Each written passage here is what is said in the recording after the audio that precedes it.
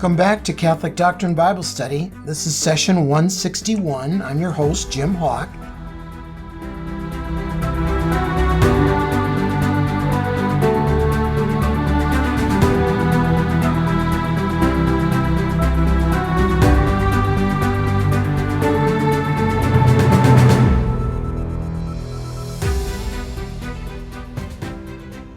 And in this session, we'll begin our study of the book of Exodus, which is kind of a continuation, a sequel to Genesis, in that it is the story of God's people, right? And they're walking with Him, sometimes trusting Him, sometimes not so much. But in this sequel, Exodus, there's about a 400-year time gap, maybe more, maybe less, between the end of Joseph's life in Genesis and the events described in Exodus. We see this in Exodus chapter 12, verse 40, 430 years in Egypt. And also, you may want to write in your margins, God told Abraham his people were going to be enslaved for 400 years in Genesis chapter 15, verse 13. So you may want to write down Genesis 15, 13. And, Exodus 12, verse 40 refers to the 430 years in Egypt. Okay, so long time before this sequel gets written, right? And we will see the key character of the book of Exodus is none other than Moses, who we shall see as we move on is a Christ-like figure, okay? But we will see his relationship with God develop as we move on. So, enough introduction for now. Unless you're driving, turn to Exodus chapter 1. And after we're given the names of Jacob's descendants, all of the tribes, etc., who migrated with Jacob into Egypt, and they're all named there. And it says in verse 7, the Israelites were fruitful and prolific. They became so numerous and strong that the land was filled with them. Verse 8, then a new king, over Egypt, of course, who knew nothing of Joseph, came to power in Egypt. It's been a lot of years gone by, and my guess is that the Israelites probably didn't do a really good job of explaining their faith to not only to others, but even to themselves, as we shall see. And so this king said to his subjects, look how numerous and powerful the Israelite people are growing, more so than we ourselves. Come, let us deal shrewdly with them to stop their increase. Verse 11, accordingly, taskmasters were set over the Israelites to oppress them with forced labor, so they enslaved them. Okay. Then they had to build for Pharaoh the supply cities of Pithom and Ramses. Ramses is the name of one of the pharaohs, okay? Yet the more they were oppressed, the more they multiplied and spread. The Egyptians then dreaded the Israelites and reduced them to cruel slavery, making life bitter. This is in verse 14. I want you to circle the word bitter. Making life bitter for them with hard work in mortar and brick and all kinds of field work, the whole cruel fate of slaves. Now, why did I have you circle the word bitter? Well, at the Passover meal that our Jewish friends still practice each year at Passover, which coincides with our Easter, more or less, that season, the people eat what? They eat bitter herbs to remind themselves of the bitter times that they had in slavery. Okay? More about Passover another time. Okay, now, you think history doesn't repeat itself? Well, let's take a look. The king of Egypt told the Hebrew midwives when you act as midwives, this is verse 16, when you act as midwives for the Hebrew women and see them giving birth, if it is a boy, kill him. But if it is a girl, she may live, so she could be like a household servant or something. So they want to kill the boys. Well, first of all, what does that remind you of in the life of Christ, right? Well, Christ is an infant. Herod, we see a parallel there with Herod the Great and his efforts to kill all the infant boys in Bethlehem when he himself was an infant. But also, the reason I said, hey, the more things change, the more they remain the same. Here we are over 3,000 years ago, and they are practicing the killing of babies here to decrease the population, if you will, of undesirables. What does that remind you of today? Of course, abortion. All right? So in this case, the baby is actually born and they kill it. Same thing. Horrible practice, right? And the church is very clear on its teaching about right to life issues.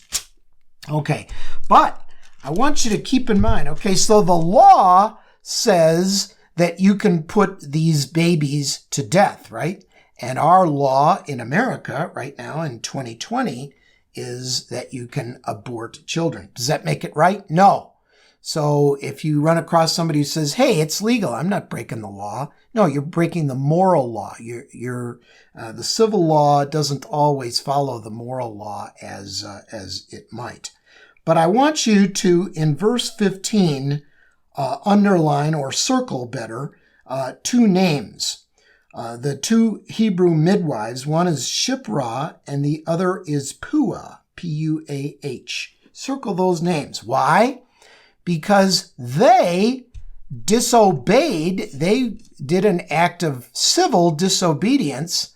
They decided to save, they feared God, it says in verse 17. They did not do as the king of Egypt had ordered them, but let the boys live. Okay.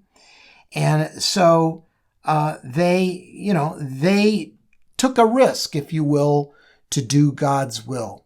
And so if you yourself are put in a position where you have to choose between obeying a civil law that is against the moral law that God has instituted, I hope that you will have the courage that Shiphrah and Puah have.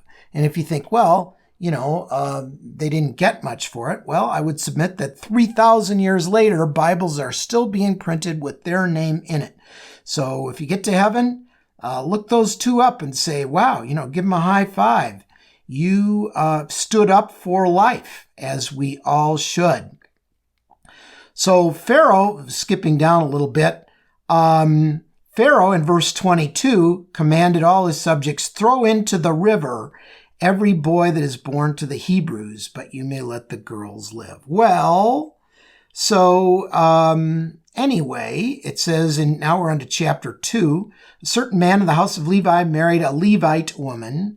Levi was, of course, one of the sons of Jacob, one of the 12 sons, who conceived and bore a son. Seeing that he was a goodly child, he was, I don't know if he was good. I mean, how good can a kid or bad can a kid be in 3 months? She hid him for 3 months. When she could hide him no longer, she took a papyrus basket, daubed it with pitch, putting the child in it, placed it among reeds on the river bank, and his sister stationed herself at a distance to find out what would happen to him. By the way, his sister's name is Miriam, if you want to write that next to verse 4. Pharaoh's daughter. Now we're talking about the king's daughter. Came down to the river to bathe, and long story short, she found this little baby, and she decided to keep it, and she adopted him as her son and called him Moses, for she said, I have drawn him out of the water. Okay, so that's a nice little story, right? And so the thing to remember is sticking up for, God's moral law. And that's what these two women did.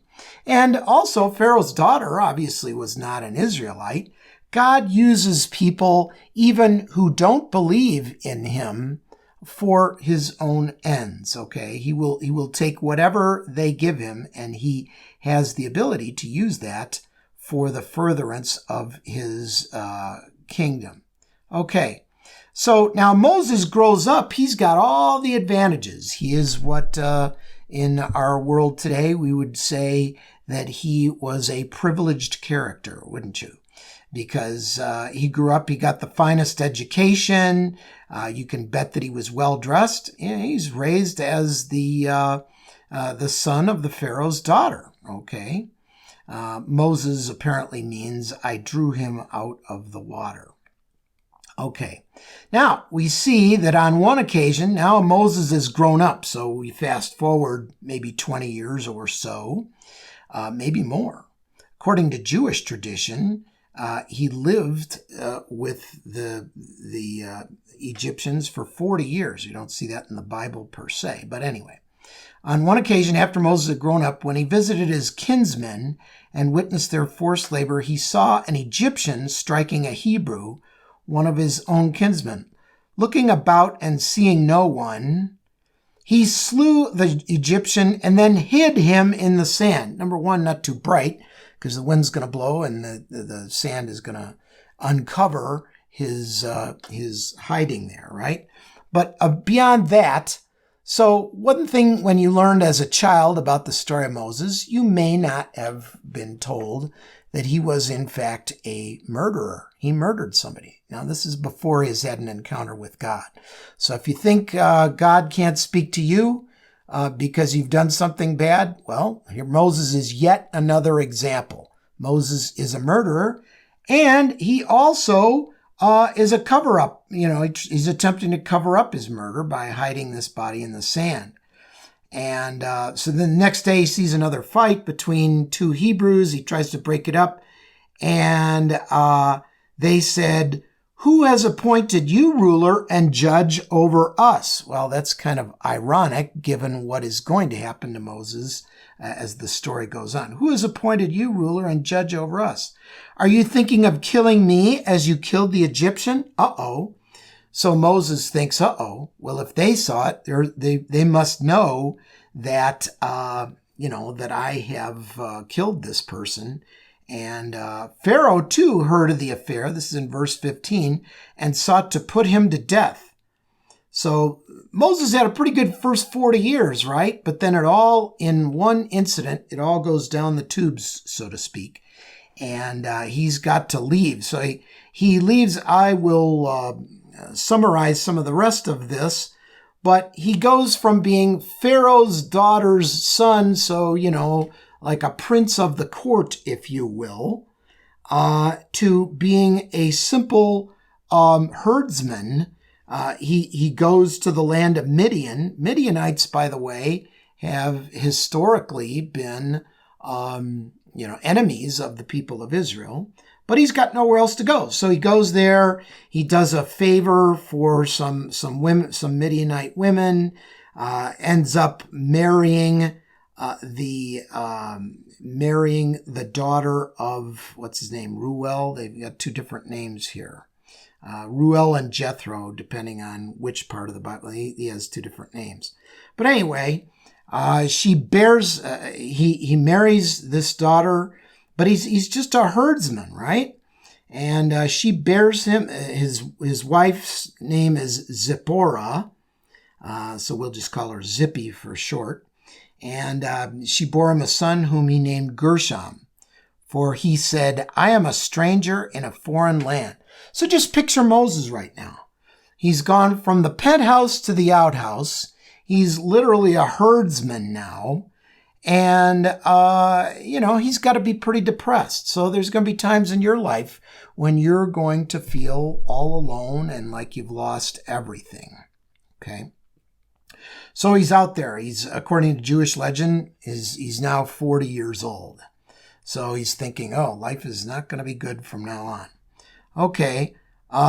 We get a little more information about how Israel is being treated, the people of the Israelites. Verse 23, the Israelites groaned and cried out because of their slavery. As their cry for release went up to God, he heard their groaning and was mindful of his covenant with Abraham, Isaac, and Jacob. He saw the Israelites and knew. Okay, so God has a plan to save the Israelites. Number one, Does he want to save the Israelites because they're such good, upright people? No. It doesn't say anything about their behavior. We certainly saw the behavior of Jacob's 12 sons back when we studied Genesis, and it was fraught with sin, right? So is God going to save them because they're good? No. God is going to save them because he made a promise, as we see in verse 24. He was mindful of his covenant with Abraham, Isaac, and Jacob. And so he is going to save them because he promised to save them. And he is there to save us because he promises to be there for us if we will allow ourselves to be saved. That is to say, if we will enter into a relationship with God, which we do at the beginning by baptism, and then further trust him and walk with him. So we are saved not because we are good, but because we cooperate with God and the plan that he has for us. Okay? And of course, in the course of that cooperation, we seek to become good.